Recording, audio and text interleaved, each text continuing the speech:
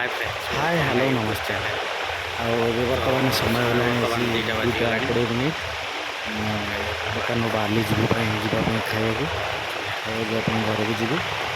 ଆଉ ଘରେ ଦେଖିବା ଆଜି କ'ଣ ରୋଷେଇ ଆମର ହେଇଛି, କ'ଣ ଖାଇବାକୁ ଅଛି ଭାବି ହେଉନା, କାହିଁକି ଖାଇକିରି ଆସିବାକୁ ପଡ଼ିବ।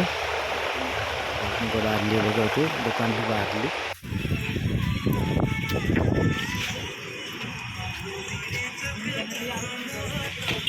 ଏଇଠି ମୁଁ ବାଇକ୍ ସବୁଦିନ ରଖେ, ବାଇକ୍ ନେଇକି ଯିବି।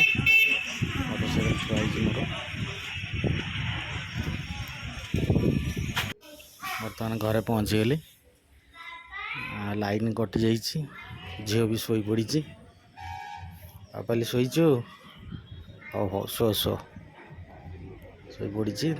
ଦେଖିବା ଏବେ କ'ଣ ରୋଷେଇ ଆମର ହେଇଛି, କ'ଣ ଖାଇବାକୁ ହେଇଛି ଆଜି। ଦେଖି ଭାତ ଆଉ କ'ଣ?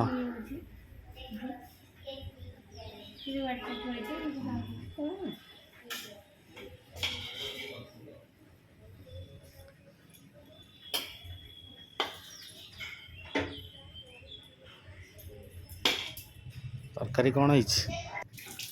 ୱାଓ, ମାଛ ତରକାରୀ, ଦେଶୀ ଭାକୁର ମାଛ। ୱାଓ ୱାଓ, ବଢ଼ିଆ ହେଇଥିବ ତରକାରୀ। ଯେଉଁ ବାଡ଼ ଜଲ୍ଦି ବାଡ଼। ବଢ଼ା ହେଇଗଲା। ବର୍ତ୍ତମାନ ବଢ଼ା ହେଇଗଲା, ବସିବା। ଭାତ ସହିତ ଟିକେ ଝୋଳ ଗୋଳେଇକି ଖାଇବା।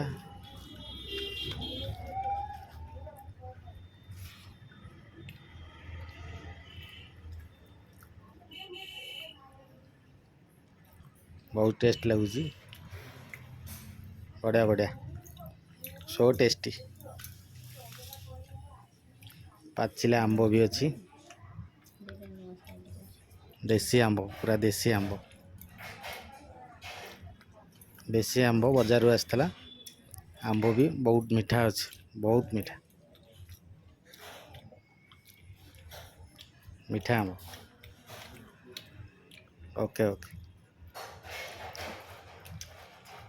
ଆପଣମାନେ ବି ଏମିତି ଦେଶୀ ମାଛ ତରକାରୀ ଘରେ ବନେଇକି ଖାଆନ୍ତୁ, ବହୁତ ବଢ଼ିଆ ଲାଗିବ। ଆଉ ତା ଦ୍ୱାରା ଆନନ୍ଦ ବି ମିଳିବ।